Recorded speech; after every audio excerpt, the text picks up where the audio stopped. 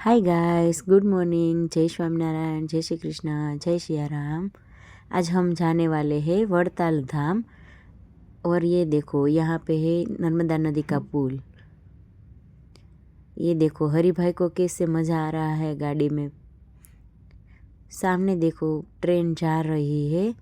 Finally हम पहुँच गए हैं वड़ताल धाम। यहाँ का नज़ारा कितना सुंदर है। ये है मंदिर का व्यू और आप देख सकते हैं कितनी भीड़ लगी हुई है।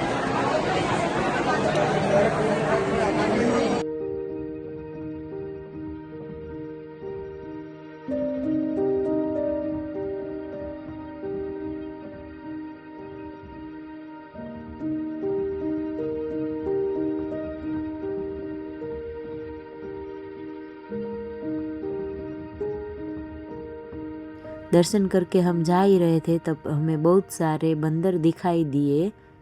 हमारा वीडियो पसंद आया हो तो लाइक, शेयर और सब्सक्राइब